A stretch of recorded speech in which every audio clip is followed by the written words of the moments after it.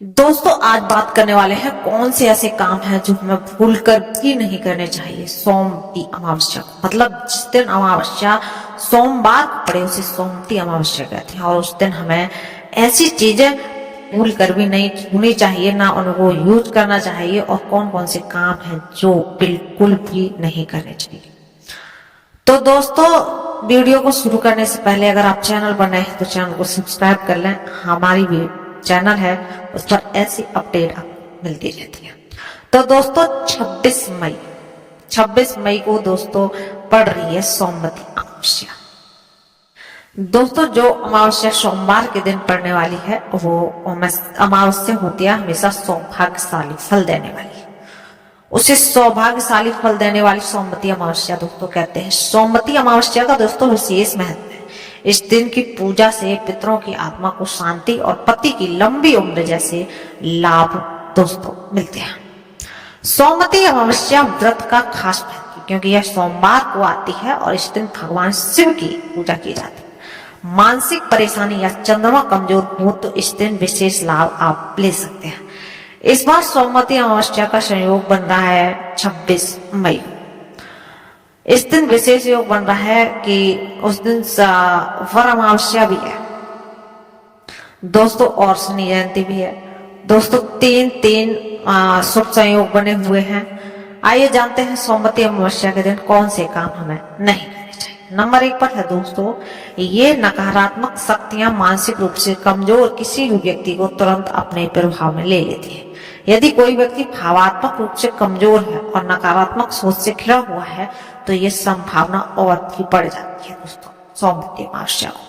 प्रायः जब कोई व्यक्ति इन नकारात्मक शक्तियों के प्रभाव में आता है तो उनको खुद पर काबू नहीं रहता, वह उनके बस में हो जाते हैं। नंबर 2 पर दोस्तों, सोमवती अमावस्या के दिन सुबह देर तक नहीं सोना चाहिए। जल्दी उठें और पूजा पाठ करें। सोमवती अमावस्या के दिन स्नान का खास महत्व, इसलिए अगर आप किसी पवित्र नदी में स्नान नहीं कर पाते हैं तो घर पर जरूर स्नान कर लें और उसमें गंगा जल की कुछ बूंदे डाल दें तो और भी अच्छा है। स्नान करने के बाद दोस्तों सूर्य को अर्घ्य देना बिल्कुल ना भूलें। और दोस्तों अमावस्या पर संयम बिल्कुल बरतना चाहिए। इस दिन अगर आप पुरुष स्त्री हैं और आप अगर शादीशुदा हैं तो इस दिन आपको संबंध नहीं बनाने चाहिए। गरुड़ पुराण के अनुसार अमावस्या पर संबंध बनाने से पैदा होने वाली संतान को आजीवन सुख नहीं मिलता है दोस्तों। आगे है दोस्तों, अमावस्या के दिन पीपल की पूजा करने से दोस्तों शुभ फल की प्राप्ति होती है। पीपल की परिक्रमा 108 स्त्रियां करती हैं काफी चीजों के साथ, तो उनको काफी शुभ की फल की प्राप्ति होती है। साथ ही उनकी जो घर की स्थिति है वो भी काफी अच्छी हो जाती है दोस्तों। शनिवार के अलावा अन्य दिन पीपल का स्पर्श नहीं करना चाहिए, इसलिए पूजा करें लेकिन पीपल के वृक्ष का स्पर्श ना करें, इससे धन की हानि हो सकती है दोस्तों।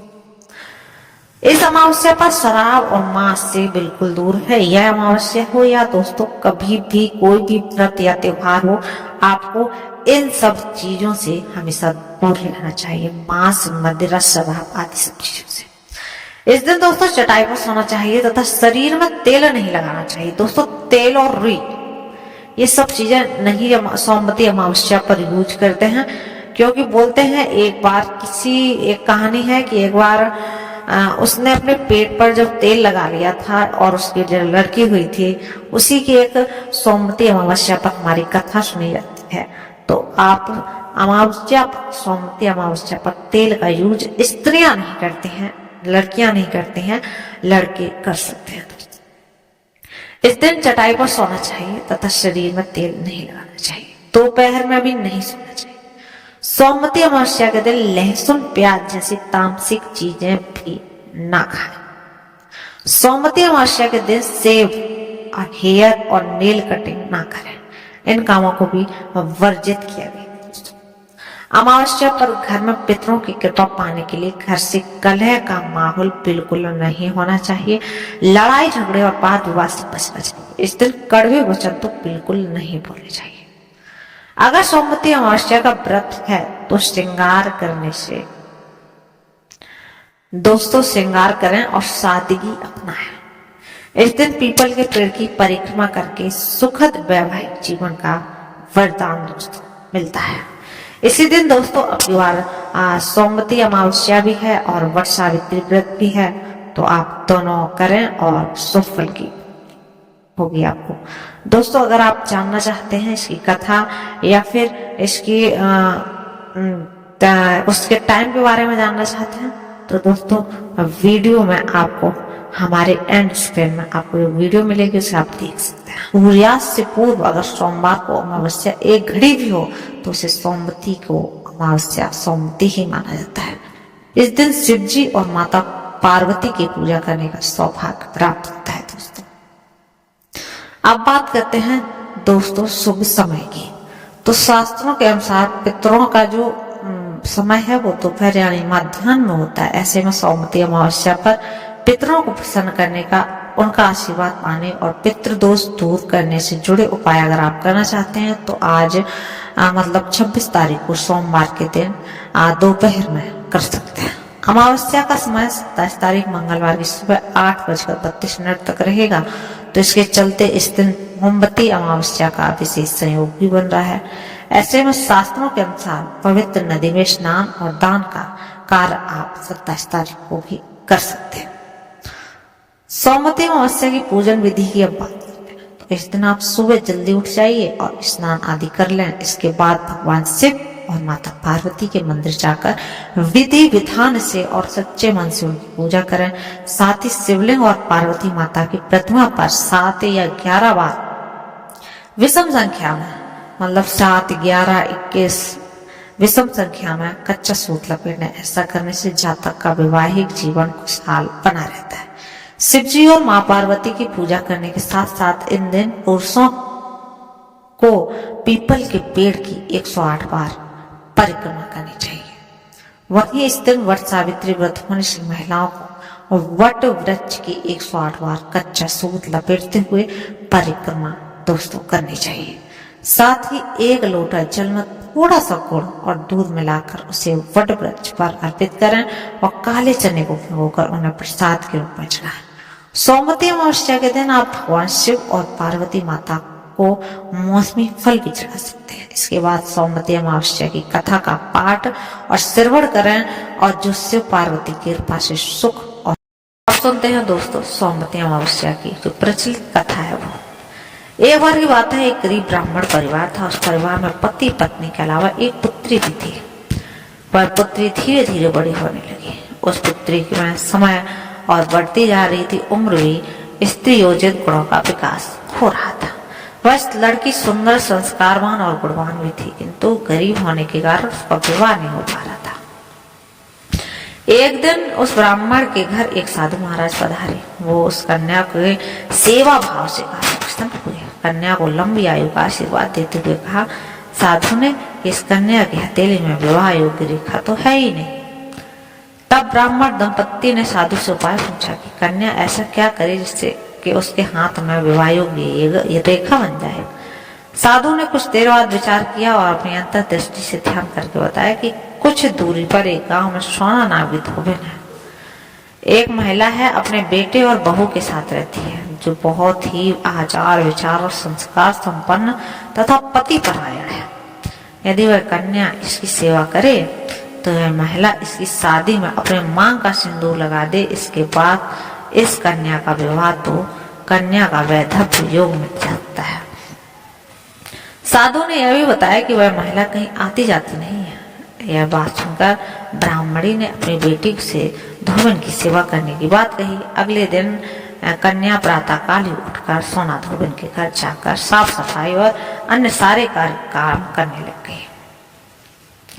एक दिन सोना धोबन अपनी बहू से पूछती है कि तुम तो सुबह ही उठकर सारे काम कर लेती हो, पता भी नहीं चलता। बहू ने कहा, माँ जी मैं तो सोच रही थी आप ही सुबह उठकर सारे काम खुद कर लेती हैं, मैं तो देर से उठती हूँ। इस पर दोनों सास बहू निगरानी करने लगी कौन है जो सारा काम करके चला जाता है।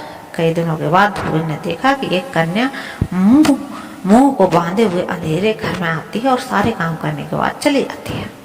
जब वह जाने लगी तो सोना धोबन ने उसके पैर पर गिर पड़ी और पूछने लगी कि तुम कौन हो, और इस तरह छुपकर मेरे घर की चाकरी क्यों कर रही हो? तब कन्या ने साधु द्वारा कही गई सारी बात बताई। सौंधवन पति परायण थी, उसमें तेज था, वह तैयार हो गई। सौंधवन ने पति थोड़ा अस्वस्थ था, उसने अपनी बहू से अपने लौट आने तक घर पर ही रहने को कहा कि आपको कहीं जाना नहीं है। सोना धोवन ने जैसे ही अपने मांग का सिंदूर उस कन्या की मांग में लगाया, उसका पति मर गया। उसे इस बात का पता नहीं चला। वह घर से निराजल ही चली थी। वह सोचकर ही रास्ते में कहीं पीपल का पेड़ मिलेगा तो उसे भौरी देकर उसकी परिक्रमा करके ही जल ग्रहण करेंगे। उस दिन सौमती अमावस्या थी। ब्राह्मण के घर मिले पूरे पकवान जो भी थे, उसने उन टुकड़ों को 108 बार भौरी लेकर 108 बार पीपल के पेड़ की परिक्रमा की और उसके बाद जल ग्रहण किया। ऐसा करते ही उसके पति के मुर्दा शरीर में वापस जान आ गई। धोबन का पति वापस जीवित हो गया। इसलिए सौमती अमावस्या के दिन से शुरू करके जो व्यक्ति हर अमावस्या के दिन भौरी देता है, उसके सुख और सौभाग्य में वृद्धि होती है।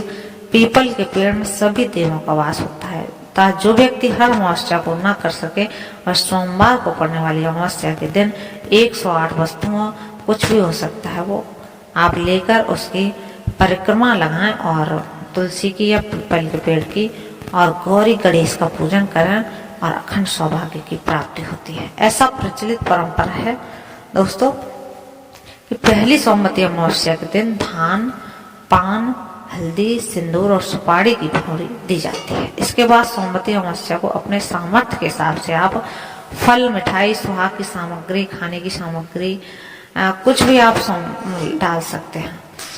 इस दिन भौरी चढ़ाया गया सामान किसी सुपात्र, ब्राह्मण, ननद है आपकी, भांजे हैं आपके, आपका मान्य पक्ष है, उनको आप दे दें। यह ध्यान रखें कि यह भौरी का सामान अपने गोत्र या अपने निम्न गोत्र में दान नहीं देना चाहिए, मतलब अपने घर वालों को मत दें। बाकी आप दे सकते हैं, किसी को भी, कन्याओं को दे दें जिस हिसाब से आपकी वस्तुएं हैं। तो दोस्तों, हमें ऐसे सौमती अमावस्या की पूजा करनी चाहिए। अपने